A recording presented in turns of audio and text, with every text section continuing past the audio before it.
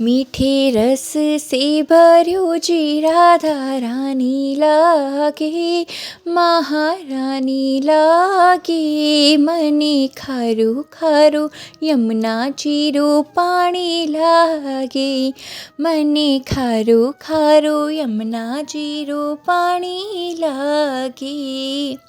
जय श्री कृष्ण। आप सभी भक्तजनों का हमारे इस YouTube चैनल शिव प्रिया भक्ति में हार्दिक स्वागत है। आज के इस वीडियो में हम कार्तिक मास महात्म्य कथा अध्याय 25 का वर्णन करेंगे। तो आइए आज की कथा की शुरुआत करते हैं। तीर्थ में दान और व्रत सत्कर्म करने से मनुष्य के सभी पाप नष्ट हो जाते हैं, परंतु तू तो प्रेत के शरीर में है, अतः उन कर्मों को करने के लिए अधिकारिणी नहीं है। इसलिए मैंने जन्म से लेकर अब तक जो कार्तिक का व्रत किया है, उसके पुण्य का आधा भाग मैं तुझे देता हूँ। तू उसी से सद्गति को प्राप्त हो जा। इस प्रकार कहकर धर्मदत्त ने द्वादशाक्षर मंत्र का श्रवण कराते हुए तुलसी मिश्रित जल से जो ही उसका अभिषेक किया, त्यों ही वह प्रेत योनि से मुक्त हो प्रज्वलित अग्नि शिखा के समान तेजस्विनी एक दिव्य रूप धारिणी देवी हो गई और सौंदर्य में माँ लक्ष्मी की समानता करने लगी। तदंतर उसने भूमि पर दंड की भांति गिरकर ब्राह्मण देवता को प्रणाम किया और हर्षित होकर गदगद वाणी में कहा, हे द्विज श्रेष्ठ, आपके प्रसाद से आज मैं इस नरक से छुटकारा पा गई। मैं तो पाप के समुद्र में डूब रही थी और आप मेरे लिए नौका के समान हो गए। वह इस प्रकार ब्राह्मण से कह रही थी कि आकाश से एक दिव्य विमान उतरता दिखाई दिया। वह अत्यंत प्रकाशमान एवं विष्णु रूपधारी पार्षदों से युक्त था। विमान के द्वार पर खड़े हुए पुण्यशील और सुशील ने उस देवी को उठाकर श्रेष्ठ विमान पर चढ़ा लिया। तब धर्मदत्त ने बड़ी आश्चर्य के साथ उस विमान को देखा और विष्णु रूपधारी पार्षदों को देखकर साष्टांग प्रणाम किया। पुण्यशील और सुशील ने प्रणाम करने वाले ब्राह्मण को उठाया और उसकी सराहना करते हुए कहा, हे द्विज श्रेष्ठ, तुम्हें साधुवाद है, क्योंकि तुम सदैव भगवान विष्णु के भजन में तत्पर रहते हो, दीनों पर दया करते हो, सर्वज्ञ हो तथा भगवान विष्णु के व्रत का पालन करते हो। तुमने बचपन से लेकर अब तक जो कार्तिक का व्रत अनुष्ठान किया है, उसके आधे भाग का दान देने में तुम्हें दुना पुण्य प्राप्त हुआ है और सैकड़ों जन्मों के पाप नष्ट हो गए हैं। अब यह वैकुंठ धाम में ले जाई जा रही है। तुम भी इस जन्म के अंत में अपनी दोनों स्त्रियों के साथ भगवान विष्णु के वैकुंठ धाम में जाओगे और मुक्ति को प्राप्त करोगे। धर्मदत्त, जिन्होंने तुम्हारे समान भक्ति पूर्वक भगवान विष्णु की आराधना की है, वे धन्य और कृतकृत्य है। इस संसार में उन्हीं का जन्म सफल है। भली भांति आराधना करने पर भगवान विष्णु देहधारी प्राणियों को क्या नहीं देते हैं। उन्होंने ही उत्तानपाद के पुत्र को पूर्व काल में ध्रुव पद पर स्थापित किया था। उनके नामों का स्मरण करने मात्र से समस्त जीव सद्गति को प्राप्त होते हैं।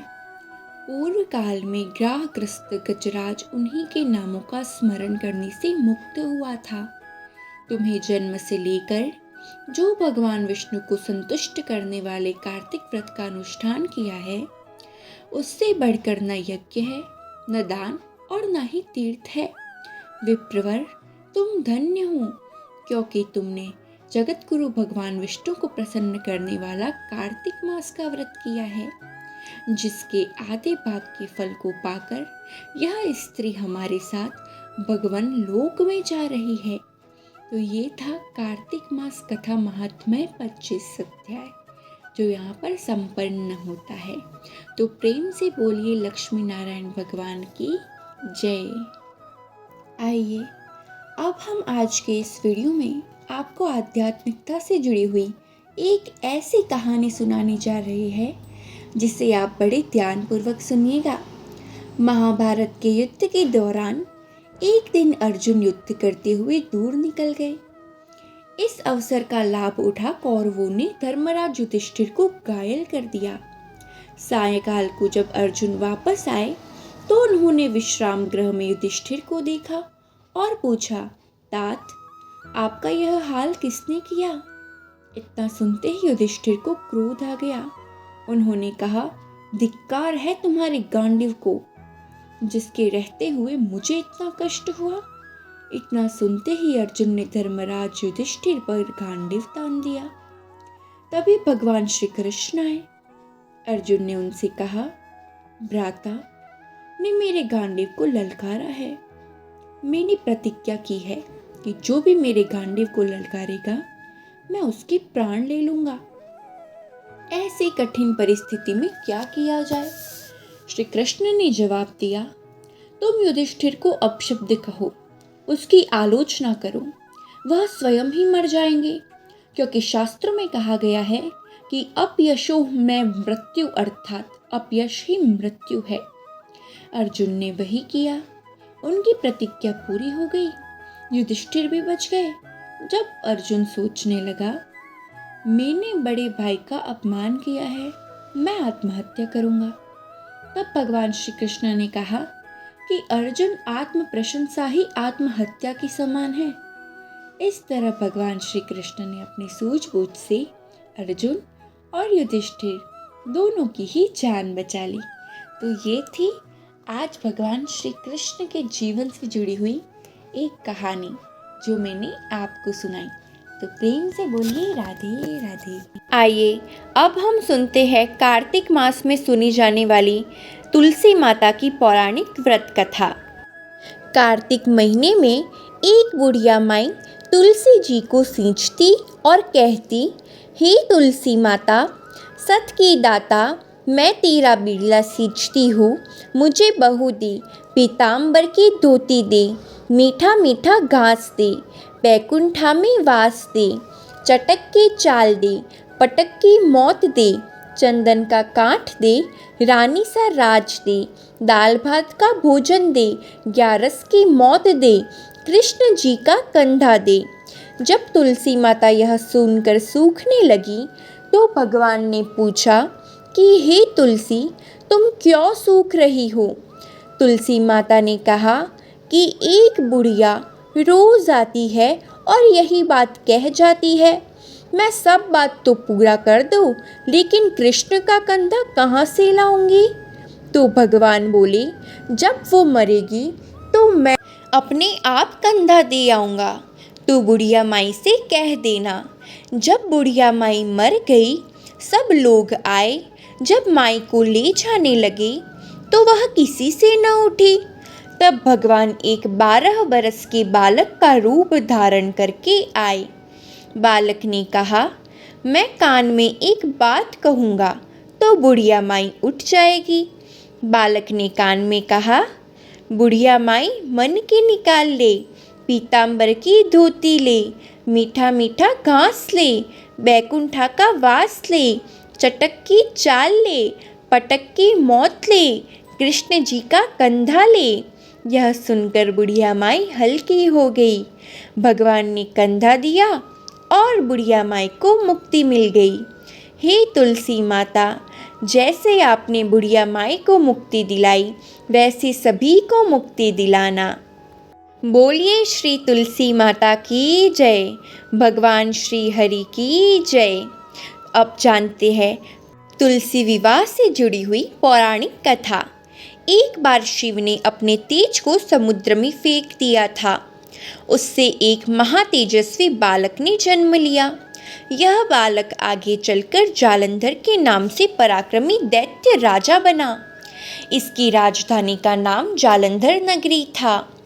दैत्यराज कालनेमी की कन्या वृंदा का विवाह जालंधर से हुआ। जालंधर महाराक्षस था। अपनी सत्ता के मद में चूर उसने माता लक्ष्मी को पाने की कामना से युद्ध किया, परंतु समुद्र से ही उत्पन्न होने के कारण माता लक्ष्मी ने उसे अपने भाई के रूप में स्वीकार किया। वहां से पराजित होकर वह देवी पार्वती को पाने की लालसा से कैलाश पर्वत पर जा पहुंचा। भगवान देवाधिदेव शिव का ही रूप धरकर माता पार्वती के समीप गया, परंतु माँ ने अपने योग बल से उसे तुरंत पहचान लिया तथा वहाँ से अंतर्ध्यान हो गई। देवी पार्वती ने क्रोध में होकर सारा वृतांत भगवान विष्णु को सुनाया। जालंधर की पत्नी वृंदा अत्यंत पतिव्रता स्त्री थी। उसी के पतिव्रत धर्म की शक्ति से जालंधर न तो मारा जाता था और ना ही पराजित होता था। इसलिए जालंधर का नाश करने के लिए वृंदा के पतिव्रत धर्म को भंग करना बहुत आवश्यक था। इसी कारण भगवान विष्णु ऋषि का वेश धारण कर वन में जा पहुँचे, जहाँ वृंदा अकेली भ्रमण कर रही थी। भगवान के साथ दो मायावी राक्षस भी थे, जिन्हें देखकर वृंदा बहुत भयभीत हो गई। ऋषि ने वृंदा के सामने पल में दोनों को भस्म कर दिया। उनकी शक्ति को देखकर वृंदा ने कैलाश पर्वत पर महादेव के साथ युद्ध कर रहे अपने पति जालंधर के बारे में पूछा। ऋषि ने अपनी माया जाल से दो वानर प्रकट किए। एक वानर के हाथ में जालंधर का सर था और दूसरे के हाथ में धड़। अपने पति की यह दशा देखकर वृंदा मूर्छित होकर गिर पड़ी। होश में आने पर उन्होंने ऋषि रूपी भगवान से विनती की वह उसके पति को जीवित करे। भगवान ने अपनी माया से पुनः जालंधर का सर धड़ से जोड़ दिया, परंतु स्वयं भी वह उसी शरीर में प्रवेश कर गई। वृंदा को इस छल का तनिक भी आभास न हुआ। जालंधर बने भगवान के साथ वृंदा पतिव्रता का व्यवहार करने लगी, जिससे उसका सतीत्व भंग हो गया। ऐसा होते ही वृंदा का पति जालंधर युद्ध में हार गया। इस सारी लीला का जब वृंदा को पता चला तो उसने क्रोध होकर भगवान विष्णु को हृदयहीन शिला होने का श्राप दे दिया। अपने भक्त के श्राप को भगवान विष्णु ने स्वीकार किया और शालिग्राम पत्थर बन गए। सृष्टि के पालनकर्ता के पत्थर बन जाने से ब्रह्मांड में असंतुलन की स्थिति हो गई। यह देखकर सभी देवी देवताओं ने वृंदा से प्रार्थना की कि वह भगवान विष्णु को श्राप से मुक्त कर दे। वृंदा ने भगवान विष्णु को श्राप मुक्त कर स्वयं आत्मदाह कर लिया। जहाँ वृंदा भस्म हुई वहाँ तुलसी का पौधा उगा। भगवान विष्णु ने वृंदा से कहा, हे वृंदा, तुम अपने सतीत्व के कारण मुझे लक्ष्मी से भी अधिक प्रिय हो गई हो। अब तुम तुलसी के रूप में सदा मेरे साथ रहोगी। तब से हर साल कार्तिक महीने के देव उठावनी एकादशी का दिन तुलसी विवाह के रूप में मनाया जाता है। जो भी मनुष्य मेरे शालिग्राम रूप के साथ तुलसी का विवाह करेगा उसे इस लोक और परलोक में विपुल यश प्राप्त होगा। जिस घर में तुलसी होती है वहाँ यम के दूत भी असमय नहीं आ जा सकते। मृत्यु के समय जिसके प्राण मंजरी रहित तुलसी और गंगा जल मुख में रखकर निकल जाते हैं वह पापों से मुक्त होकर वैकुंठ धाम को प्राप्त होता है। जो मनुष्य तुलसी व आंवले की छाया में अपने पितरों का श्राद्ध करता है उसके पितृ मोक्ष को प्राप्त हो जाते हैं। तो ये थी तुलसी माता से जुड़ी हुई पौराणिक व्रत कथा। तो प्रेम से बोलिए श्री तुलसी माता की जय, भगवान श्री विष्णु की जय, भगवान श्री हरि और माँ तुलसी सभी का कल्याण करे। तुलसी चालीसा। जय जय तुलसी भगवती सत्यवती सुखदानी, नमो नमो हरि प्रियसी श्री वृंदा गुण खानी। श्री हरि शीश बिरजिनी देहु अमर वर अम्ब, जनहित हे वृंदावनी अब न करहु विलंब। धन्य धन्य श्री तुलसी माता, महिमा अगम सदा श्रुति गाता। हरि के प्राणों से तुम प्यारी, हरि ही हेतु किन्हो तप बारी। जब प्रसन्न है दर्शन दीन्हो, तब कर जोरी विनय उस कीन्हो। हे भगवंत कंत मम हो, दीन जान जन छाड़ हो। सुनी लक्ष्मी तुलसी की वाणी, दिन हो श्राप कद पर आनी। उस अयोग्य वर मांगन हारी, हो विठल तुलसी ही श्रप्यो ते ही ठामा करहु वास तुहु नीचन तामा दियो वचन हरि तब तत्काला सुनहु सुमुखी जनी हो बिहाला समय पाई मोह रूपाती तोरा पूजिहु आस वचन सत मोरा तब गोकुल महको गोप सुदामा तासु भई तुलसी तू बामा कृष्ण रास लीला के माही राधे शक्य प्रेम लखि नाही दियो श्राप तुलसी ही तत्काला नर लोक ही तुम जन्महु बाला यो गोप वह दानव राजा शंख चूड़ नामक शिर ताजा तुलसी भई तासु की नारी परम सती गुण रूप अकारी अस द्वे कल्प बीत जब गयो कल्प तृतीय जन्म तब भयो वृंदा नाम भयो तुलसी को असुर जलंधर नाम पति को करी अति द्वंद अतुल बलधामा लिन्हा शंकर से संग्रामा जब निज सैन्य सहित शिवहारी मरहिन तब हर हरि पुकारी पतिव्रता वृंदा थी नारी को न सकी पति ही संहारी तब जलंधर ही भेष बनाई वृंदा डिग हरि पहुँचो जाई शिव हित लही करी कपट प्रसंगा कियो सतित्व धर्म तो ही भंगा भयो जलंधर कर संहारा सुनि उर शोक उपारा तिहि क्षण दियो कपट हरिटारी लखि वृंदा दुख गिरा उचारी जलंधर जस हत्यो अभीता सोई रावण तस हरि ही सीता अस प्रसंतर सब हृदय तुम्हारा धर्म खंडी मम पद ही सहारा यही कारण लहि श्राप हमारा हो तनु पाषाण तुम्हारा सुनि हरि तुरत ही वचन उचारो दियो श्राप बिना विचारो लख्यु नीच कर तुति पति को छल न चह्यो जब पार्वती को जड़मति तु अस हो जड़ रूपा जग मह तुलसी विटप अनूपा दग्व रूप हम शाली ग्रामा नदी गंड की बीच लालामा जो तुलसी दल हम ही चढ़ी है सब सुख भोगी परम पद पहिए बिनु तुलसी हरि चलत शरीरा अतिशय उठत शीश उर पीरा जो तुलसी दल हरि शिर धारत सो सहस्र कट अमृत डारत तुलसी हरि मन रचनी हारी रोग दोष दुख भंजनी हारी प्रेम सहित हरि भजन निरंतर तुलसी राधा में नहीं अंतर व्यंजन हो 56 प्रकारा बिन तुलसी दल न हरि ही प्यारा सकल तीर्थ तुलसी तरु छाही लहत भुक्ति जन संशय नाही कवि सुंदर एक हरि गुण गावत तुलसी ही निकट सहस गुण पावत बसत निकट दुर्वासा धामा जो प्रयास ते पूर्व ललामा पाठ करहि जो नित नर नारी हो ही सुख भाष ही त्रिपुरारी दोहा तुलसी चालीसा पढ़ी तुलसी तरो ग्रहधारी दीप दान करे पुत्र फल पावहि बंध्यु नारी सकल दुख दरिद्र हरि हार है परम प्रसन्न आशीय धन जन लड़ही ग्रह बसहि पूर्ण अत्र लाही अभिमत फल जगत महालाही पूर्ण सब काम जे दल अर्प ही तुलसी संग सहस बहसी हरि राम तुलसी महिमा नाम लख तुलसी सुध सुख राम मानस चालीसा रच्यो जगमह तुलसीदास तुलसी चालीसा संपूर्णम प्रेम से बोलिए तुलसी माता की जय। अब हम सुनते हैं तुलसी माता की आरती। जय जय तुलसी माता सब जग की सुखदाता सब योगों के ऊपर सब रोगों के ऊपर रुझ से रक्षा कर की बत्राता ओम जय जय तुलसी माता बहुपुत्री है श्यामा सुरबली है ग्राम्या विष्णु प्रिय जो तुम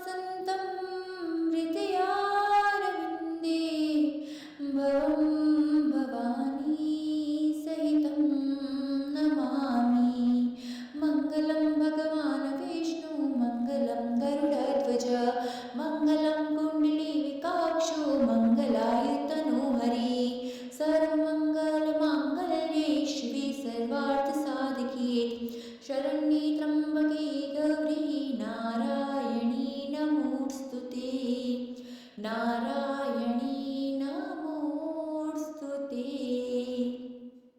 तो ये थी आज के वीडियो में संपूर्ण जानकारी। अगर आपको वीडियो अच्छी लगी हो तो वीडियो को लाइक ज़रूर करना और हमारे चैनल को सब्सक्राइब ज़रूर करना, ताकि ऐसी संपूर्ण कथाओं का लाभ आप तक पहुंच सके। जय श्री कृष्ण।